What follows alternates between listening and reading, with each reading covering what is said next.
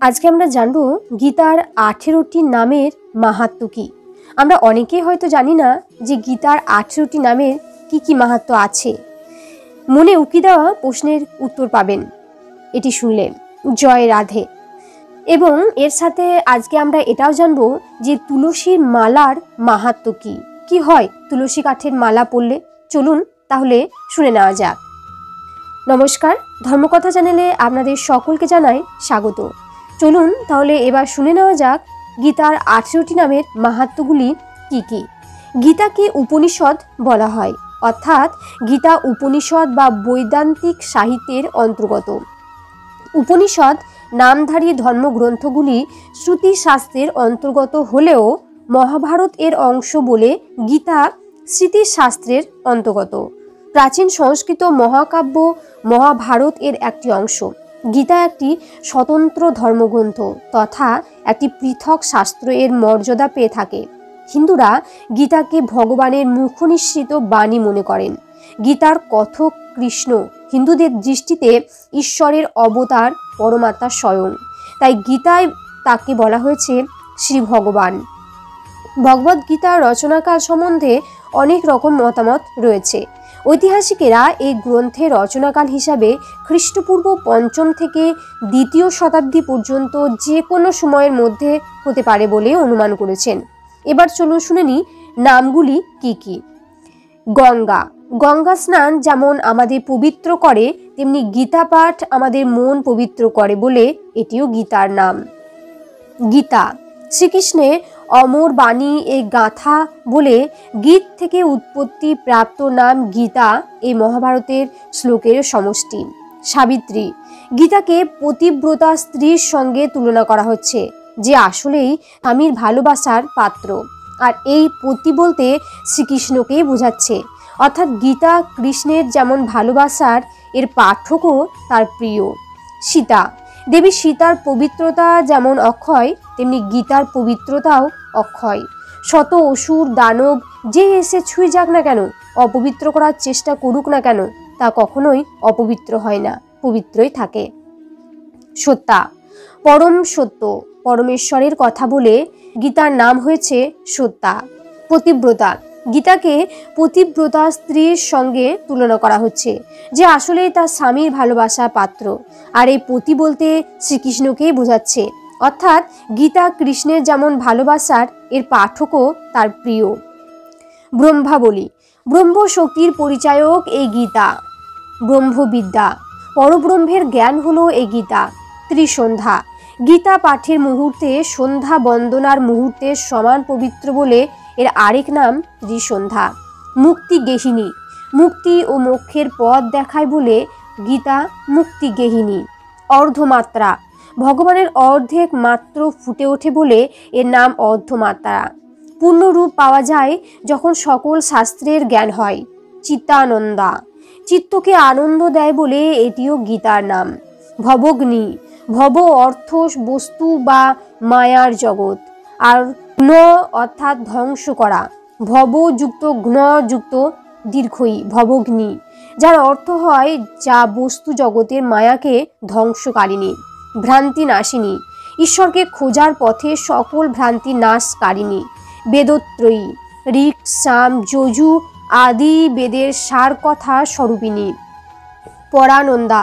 পাঠকালে পাঠককে ও শ্রবণে শ্রোতাকে পরম আনন্দ দেয় বলে এর নাম পরানন্দা। তত্ত্বার্থ। সকল শাস্ত্রে যে তত্ত্বের আলোচনা হয়েছে তার সরলার্থ হচ্ছে এই গীতা। জ্ঞান মঞ্জুরি।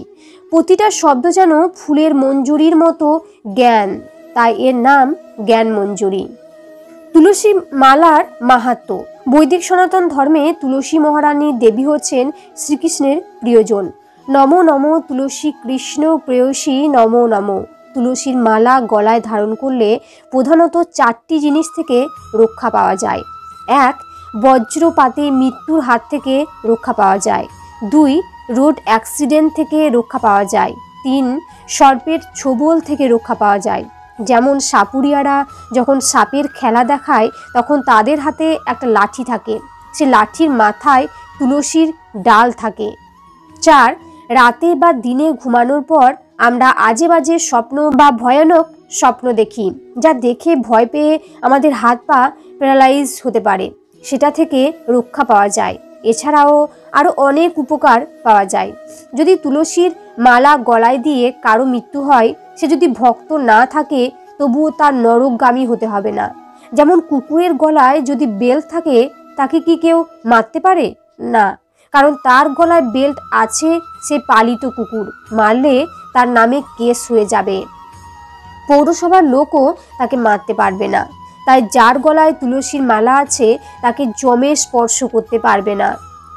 দূর থেকে দেখে প্রণাম করে বায়ুর বেগের মতো চলে যাবে, কারণ সে ভগবানের ভক্ত, তার নাম ভগবানের খাতায় লেখা হয়ে গিয়েছে।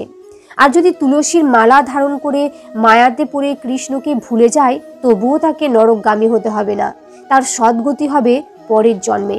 ভগবান তাকে ভক্ত ঘরে জন্ম দিবে তো ও সুযোগ করে দেবে তার ভজনা করার। তুলসীর জল দিয়ে গঙ্গা জল তৈরি করি পবিত্র হওয়ার জন্য। আর যদি তুলসীর মালা গলায় থাকে, যদি প্রতিদিন স্নান করি, সে মালার স্নানের জল শরীরে স্পর্শ করলে এমনি পবিত্র হয়ে যাবে। অনেকে বলে তুলসীর মালা গলায় ধারণ করলে মিথ্যা কথা বলা যাবে না, কিন্তু শাস্ত্রে আছে মিথ্যা কথা বলা মহাপাপ। কাজে তুলসীর মালা না ধারণ করলেও মিথ্যা কথা বলা মহাপাপ, ধারণ করলেও পাপ। তাহলে কোনটা ভালো?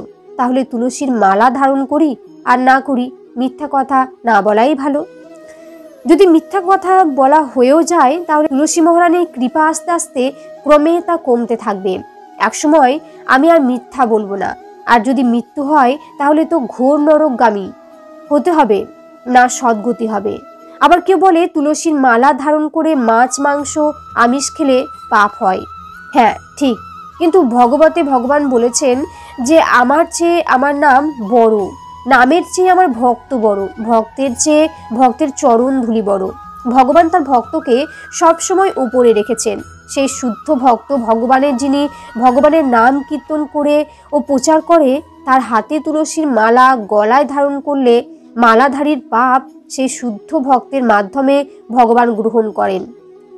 এটা প্রচারের জন্য ভক্ত সব রকম পাপ বহন করে জীবকে উদ্ধার করার জন্য। ভক্তিপথে আগে আসতে হলে তুলসীর মালা ধারণ করতে হবে।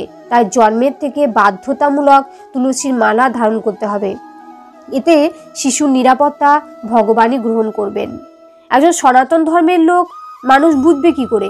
এটাই তার পরিচয়। গলায় মালা থাকলে এক লাফে কেউ গাছে উঠতে পারে না, তাহলে সে পড়ে যাবে বা চিন্তা করতে করতে সময় চলে যাবে। তাই ভক্তিপথে কেউ একবারে সব ছেড়ে আসতে পারে না। আস্তে আস্তে সে এই পারমার্থিক পথ অবলম্বন করে।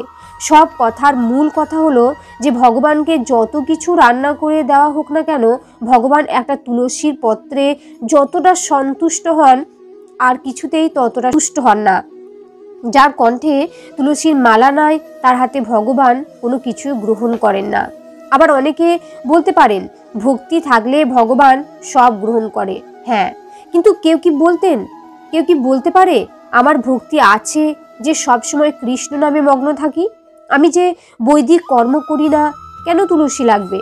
এমনকি মৃত্যুর পরে দেহের চোখের উপর এই তুলসীর পাতা দেয় কেন? অনেক গাছে তো অনেক পাতা আছে, বট পাতা, কাঁঠাল পাতা, চোখ ভরে যাবে এমন পাতা আছে, কিন্তু সেটা দেয় না কেন? এই তুলসীর পাতা লাগবে? একটু চিন্তা করে দেখতে হবে। যে ব্যক্তি কখনো গলায় তুলসীর মালা ধারণ করে নাই, সাধুরা গিয়ে তাকে তুলসীর মালা পরায়, কথা বললে সে সাধুদেরকে এমন জ্ঞান দেয় যে সাধুদের সাথে খারাপ আচরণ করতে থাকে, টিটকিরি মারতে থাকে। তাদের বয়স হয়নি মালা পরার। যারা বলে এখন আমার বয়স হয়নি হরি ভজন করার, তারা কত বড় মহাপুরুষ। তারা মৃত্যুকে জানে যে আমার এখন মৃত্যু হবে না? মূর্খ তারা। হরি ভজন করতে বয়স লাগে না, কিন্তু মৃত্যুর সময় চোখে তুলসীর পাতা দিয়ে কোনো লাভ হবে?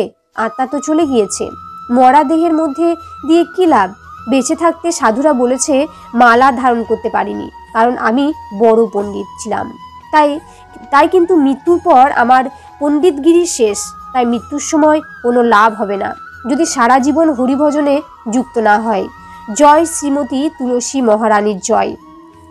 ভক্তের একমাত্র রক্ষাকর্তা পরম করুণাময় গোলকপতি সচ্চিদানন্দ ভগবান শ্রীহরি ও তার একান্ত আহ্লাদিনী শক্তি শ্রীমতী রাধারানী আর সকল বৈষ্ণব ভক্ত পর্ষদদের শ্রীচরণে আমাদের নিবেদন, সবার জীবন মঙ্গলময়, কল্যাণময়, প্রেমময়, ভক্তিময় এবং আনন্দময় হয়ে উঠুক। জয় শ্রীকৃষ্ণ। সকলে ভালো থাকুন, সুস্থ থাকুন।